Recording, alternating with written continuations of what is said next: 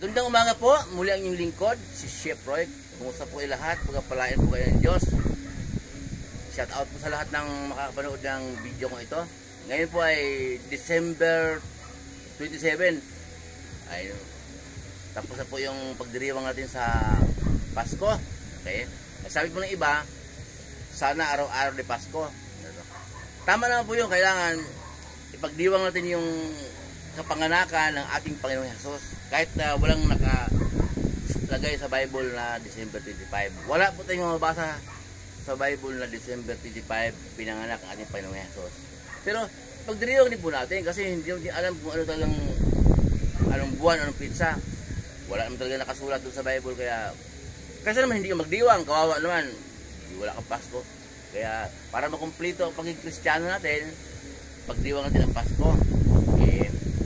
Noong pong December 24 po, maraming malapit sa yung lingkod. Chef Roy, Merry Christmas. Aguinaldo ko, bigay naman ako. So, walang control pala, hindi pala ako sanay mamigay ng Aguinaldo. Ang pagbigay pa ng Aguinaldo na natuklasan ko noong 25, mayroon akong pinuntahang bahay. Yung pinto kong bahay po mayroong bisita. 5 mga dalagita. Dalagita na yun ha. Kasi nagmano tapos binigyan ng 100 Ito, hati-hati kayo, tag 20 kayo. Pag alis na ang 5, sabi ko, ganun pala mamigay ng Aguinaldo. Oo, ganun. Kasi hindi man ako mayaman Kaya ganun ang pagbigay ng Aguinaldo. Para mabigyan lahat. Dahil daming humihingi ng Pasko Ganun pala yun. Kaya pala wala akong pera ngayon kasi kahapon pa lang namigay ako. Hindi naman ganun pa mamigay ko Ganun pala lang 20-20 lang.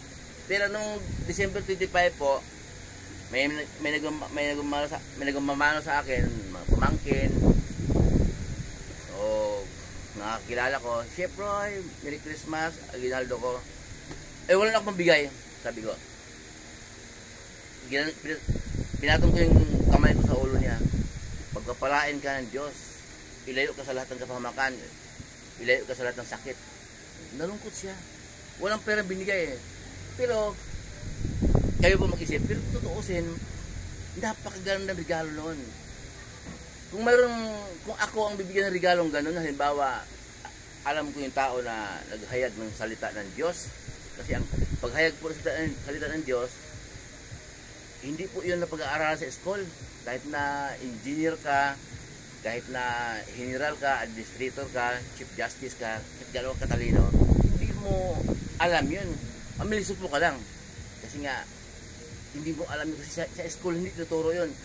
Hindi mo malalaman yun kung hindi ka pinagkalooban ng Diyos.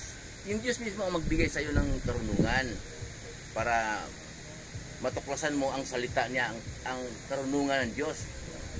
Kapag pinapili niyo ako, halimbawa, alam ko yung taong yan na naglingkod sa Diyos or hinirang ng Diyos. Kapag hiningian ko siya, ako mismo Aguinaldo ko, pagka sinabi sa akin po na papiliin kita Chef Roy, bibigyan kita ng 3,000 o basbasan kita. Kahit po 5,000, hindi ko tanggapin yun. Sige, basbasan niyo ako. Pagpalain ka ng Diyos, ilayo ka sa lahat ng kapahamakan, iiwas ka sa mga mabibigat na problema, mga sakit, sa pangalan ng ating Panginoong Hesus. Sasagot po ako na, Amen, Amen. Napakahalaga po noon Pero lang yun napakaliit na halaga ng 5,000 man, 3,000. Paglawas mo ng bahay, mag-drive ka, maingat kang mag-drive. Yung kasalubong mo naman, bagong gising o problema, banggain ka, truck, patay. Kaya, mayroong holdapper at saka pulis naghahabulan, nagbabarilan, tamaan ng ligaw na balak, patay. Wala, paano? Kung nabasbasan ka, lamang ka, may iwas ka ng Diyos sa lahat ng kasamaan.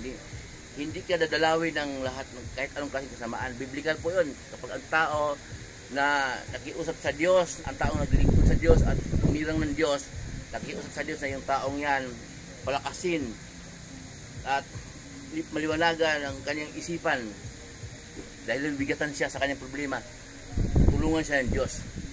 Pag sinabi ng taong yun na pagpapalain ka ng Diyos, pagpapalain siya ng Diyos. Biblical po yun.